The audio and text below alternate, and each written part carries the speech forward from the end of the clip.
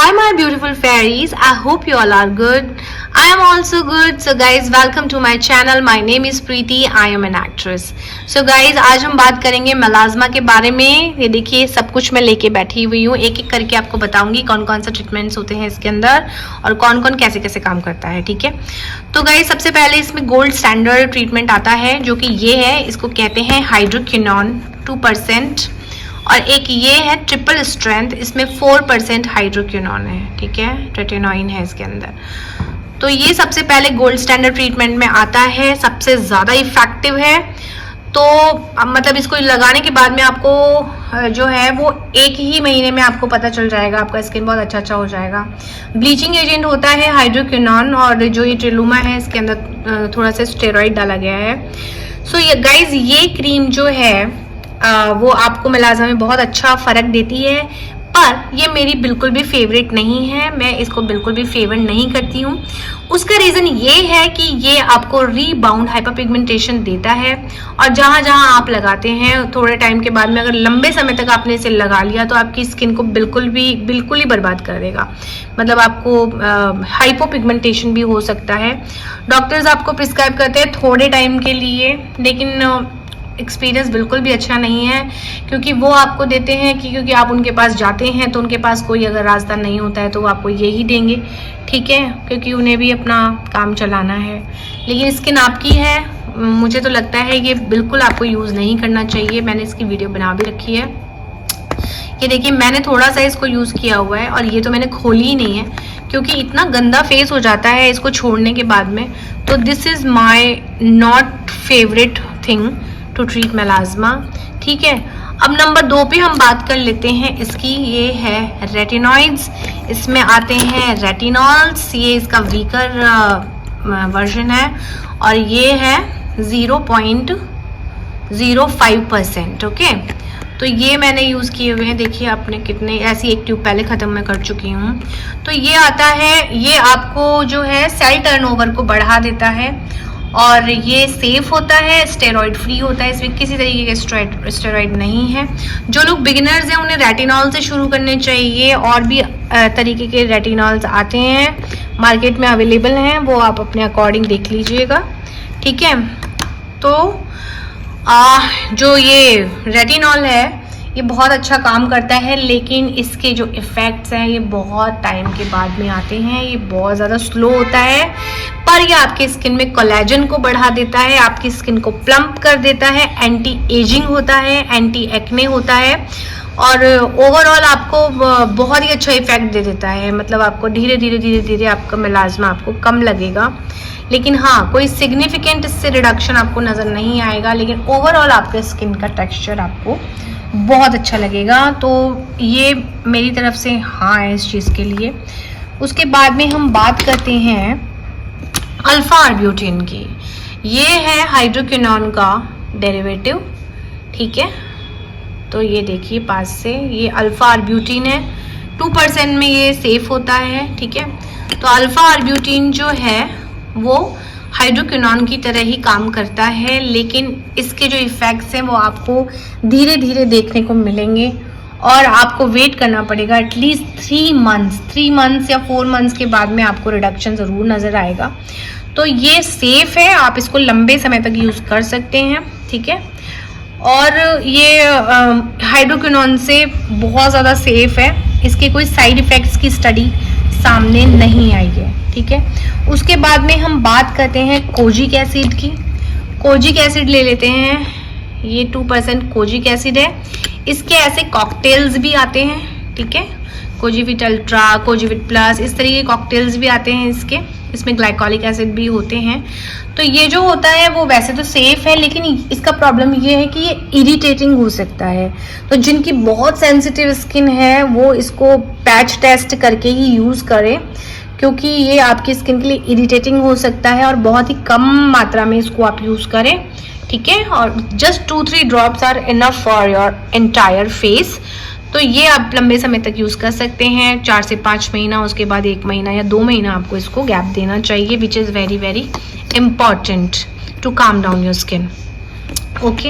ये इस तरीके के इसके भी कॉकटेल्स आते हैं, इस तरीके के सबकी कैप्स गायब है क्योंकि प्रॉब्लम है, कैप्स को मैं ठीक से संभाल के रख नहीं पाती हूँ, बहुत सारी चीज़ें हो जाती हैं। उसके हम बाद में हम बात करते हैं क्या बोलते हैं इसकी, अज़ैलिक एसिड की।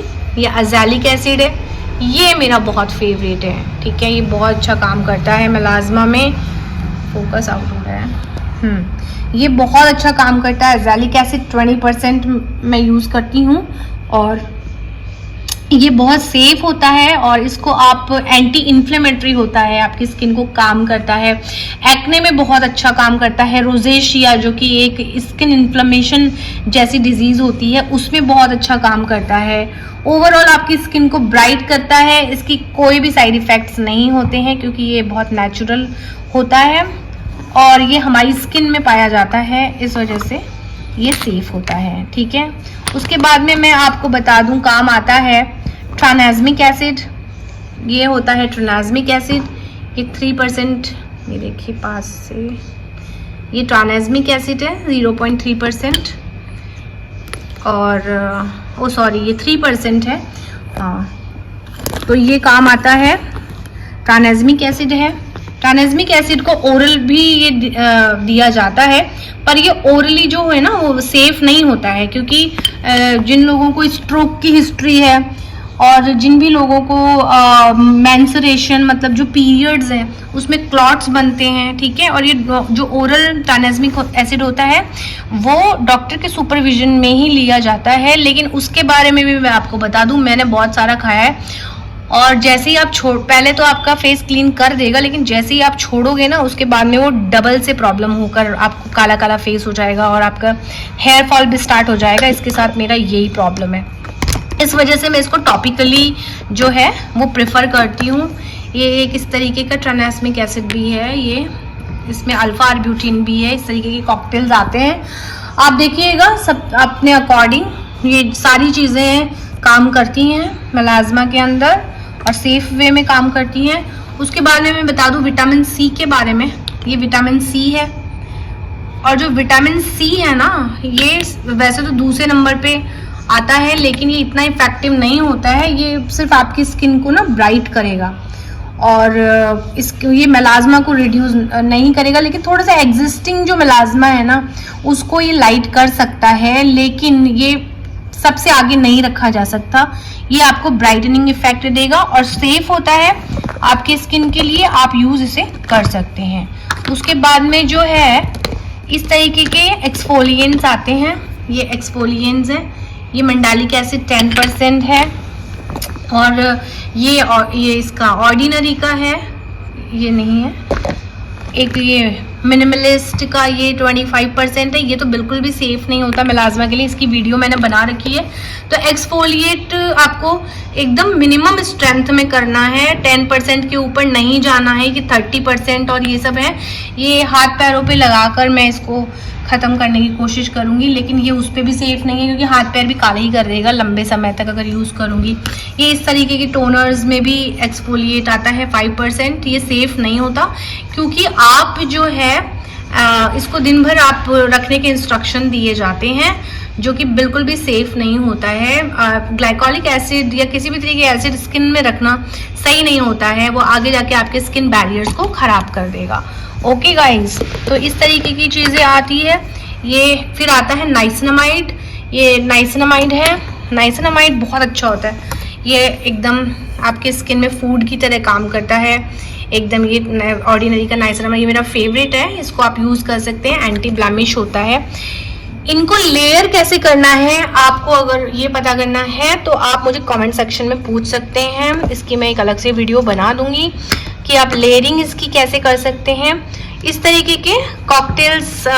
फिर ये लैक्टिक एसिड आता है। लैक्टिक एसिड जो होता है वो सेफ होता है, मतलब ग्लाइकोलिक एसिड एंड मंडालिक एसिड के बीच का ये होता है, लेकिन मेरा तो फेवरेट है ये mandelic acid. Okay, I like mandelic acid 10% because इसमें कोई रिस्क नहीं है, आपका स्किन को कोई प्रॉब्लम ये नहीं देगा। और फिर उसके बाद में आप ये सारी चीज़ें हो गई, फिर इस तरीके के आते हैं, यूसेरिन आता है, ठीक है, ये एंटी पिगमेंट होता है, इनके भी अच्छे रिजल्ट देखे गए हैं। मलबेरी एक्सट्रैक्ट आता है और नियोटोन करके एक आता है, वो भी नेचुरल होता है, उसमें भी बहुत अच्छे देखे गए हैं, उसके भी बहुत अच्छे फायदे हुए गए हैं। अब ये इन सबको लगाने के बाद में ना आपको मॉइस्चराइजर्स लगाने की बहुत नीड होती है, क्योंकि स्किन को ये ड्राई कर देते हैं। तो आपको अब मॉइस्चराइजर जरूर लगाना है और साथ में सनस्क्रीन नहीं भूलनी है, ठीक है। फिजिकल सनस्क्रीन लगानी है, केमिकल हाइब्रिड सनस्क्रीन तो मुझे इरिटेट करती है बहुत ज़्यादा आंखों के अंदर, इसलिए मुझे फिजिकल सनस्क्रीन अच्छी लगती है। ये इस तरीके के कॉकटेल्स भी आते हैं जो अच्छा काम करते हैं, ये बहुत अच्छा काम करता है, डिस्कलरेशन को तो बिल्कुल आउट कर देता है। इसकी एक अलग से मैं वीडियो बना दूंगी। तो guys this is all about melasma, ठीक है। और अपने स्किन को हाइड्रेशन देना बिल्कुल भी नहीं भूलें, इस तरीके की चीज़ें यूज़ करें।